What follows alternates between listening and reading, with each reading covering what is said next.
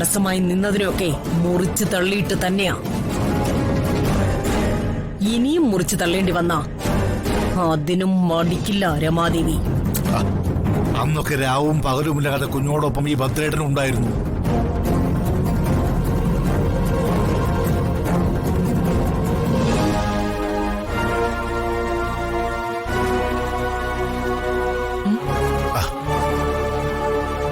എന്താ രമേച്ചി?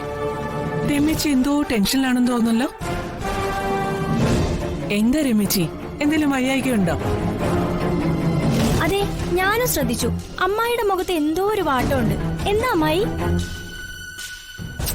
കുഞ്ഞുങ്ങൾക്കൊന്നുമില്ല. ഇനിയിപ്പോ നിങ്ങളായിട്ടൊന്നും ഉണ്ടാക്കായിരുന്നാ മതി. ഭദ്രേട്ടൻ പറയുന്ന പോലൊന്നും അല്ല കാര്യങ്ങൾ. ഞാൻ രമേച്ചിയുടെ നാത്തൂനാ. എന്റെ നാത്തൂന്റെ ആരോഗ്യം നോക്കാനുള്ള ഉത്തരവാദിത്വം എനിക്കുണ്ട്. അമ്മായി, ഞാൻ ഹോസ്പിറ്റലിൽ വിളിച്ചിട്ട് ഒരു അപ്പോയിന്റ്മെന്റ് എടുക്കട്ടെ? വേണ്ട, കുഞ്ഞുങ്ങൾക്ക് അത്ര ഒരു അസുഖമൊന്നുമില്ല. ഇതിപ്പോ ഇടയ്ക്കിടയ്ക്ക് വരാറുള്ള ഒരു തലവേദനയാ. അയ്യോ അച്ഛാ, അങ്ങനെ ഇടയ്ക്കിടയ്ക്കൊന്നും തലവേദന വരാൻ പാടില്ല. അത് പിന്നെ ഏതെങ്കിലും അസുഖത്തിൽ വന്നാവും നിക്കുക. ഈ നാശങ്ങൾ പറഞ്ഞാലും മനസ്സിലാവില്ലെന്ന് വെച്ചാ. വാ രമേച്ചി, നമുക്കൊന്ന് ഹോസ്പിറ്റലിൽ പോയിട്ട് വരാം. രമാദേവി മാഡം, ബിസിനസ് മേഖലയിലെ പെൺ ഗർജനം. ഇപ്പൊ നിനക്ക് മറവി രോഗം പിടിപെട്ടോന്ന് എനിക്കൊരു സംശയം. അതുകൊണ്ട് പഴയ ചില കാര്യങ്ങളൊക്കെ ഞാൻ നിന്റെ മൊബൈലിൽ ഇട്ടിട്ടുണ്ട്. ഒന്ന് കണ്ടു നോക്ക്.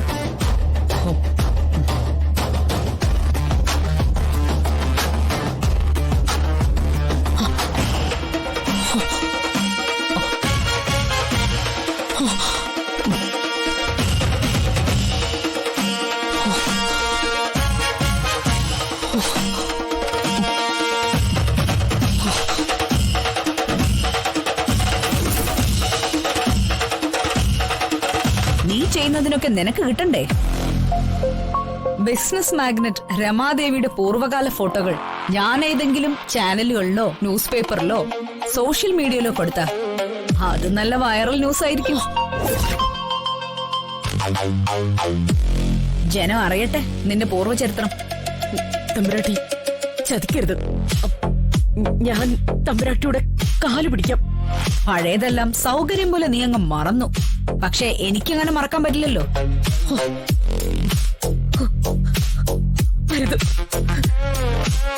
തമ്പുരാട്ടി, ചതിക്കരുത്. തമ്പുരാട്ടി പറയുന്നത് എന്തു വേണമെങ്കിലും ഞാൻ ചെയ്യാം. എന്നെ അപമാനിക്കരുത്. ചിന്നുവിന്റെ പഠിത്തം മുടക്കാൻ ഇനി ഇറങ്ങിത്തിരിക്കരുത്.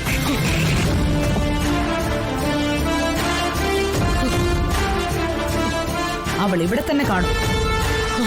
എന്തെങ്കിലും കാരണം കൊണ്ട് അവൾ ഇവിടുന്ന് പോയാൽ, അഥവാ ഇനി അത് ചിന്നുവിന്റെ തെറ്റുകൊണ്ടാണെങ്കിൽ പോലും ഞാൻ ക്ഷമിച്ചൊന്നു വരില്ല. ഇല്ല, ഇനി അങ്ങനെ സംഭവിക്കില്ല.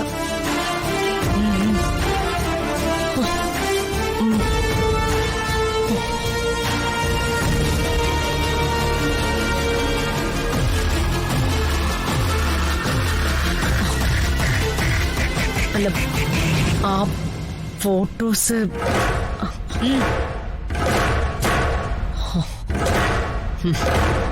ചിന്നു ഏതായാലും LLBക്ക് പഠിക്കാൻ പോകുന്നില്ല. അത് അനുവദിക്കില്ല ഞാൻ. എന്താ? ഒന്നുമില്ല.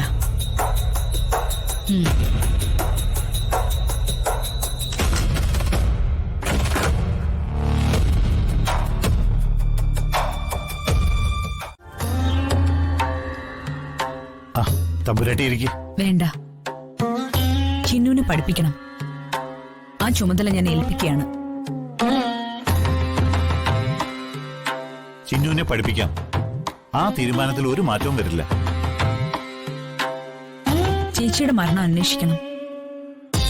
യഥാർത്ഥ കുറ്റവാളികൾ ആരാണെന്ന് കണ്ടെത്താൻ ശേഷിയുള്ള ഏജൻസി കൊണ്ട് അന്വേഷിപ്പിച്ചാലേ അതിന് ഫലം കാണൂ.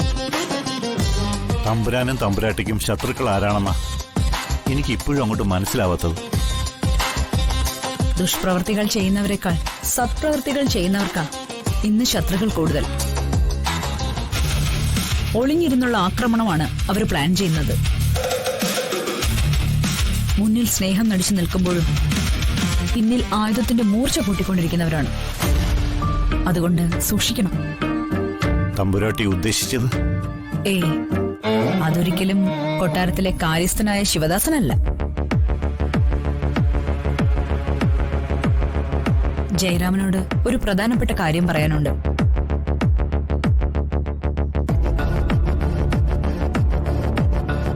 ഇവിടെ നിൽക്കുന്ന ചിന്നു ശിവദാസന്റെ മകളാണ്.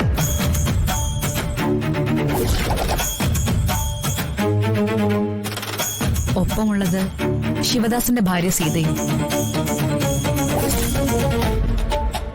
അത് ഞാൻ നേരത്തെ മനസ്സിലാക്കിയിരുന്നു.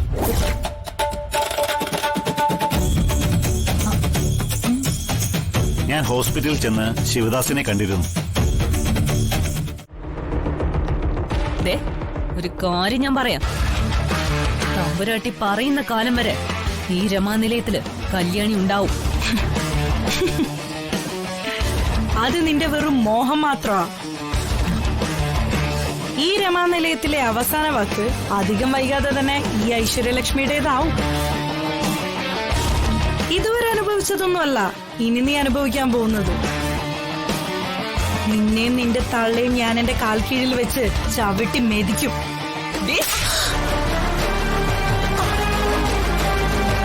ഇത് ഞാൻ തന്നില്ലെങ്കിലേ ഞാനൊരു മകളല്ലാതായി പോ. നിന്നെ ഞാൻ മിണ്ടി പോരുത്. ഞാനൊന്ന് വിളിച്ചു കൂവിയ തമ്പുരാട്ടി ഉണ്ട് ഇവിടെ. രമാദേവി വരെ ഓച്ചാനിച്ച് കൈ കൂപ്പി നിൽക്കുന്ന വൈദേഹി തമ്പുരാട്ടി. നീ ആരാണെന്ന് തമ്പുരാട്ടി അറിയും. പിന്നെ രമാദേവിയും. ബാക്കി ഞാൻ പറയണ്ടല്ലോ. എന്റെ ശരിക്കുള്ള മുഖം നീ കാണാൻ പോകുന്നതേ ഉള്ളൂ. തെറ്റമ്മയെ വേലക്കാരിയാക്കിയ നിന്നെ ഞാൻ വെറുതെ വിടില്ലടി. നിന്റെ കണ്ണുനീര് കൊണ്ട് ആ അമ്മയുടെ കാല് കഴുകിക്കും ഞാൻ.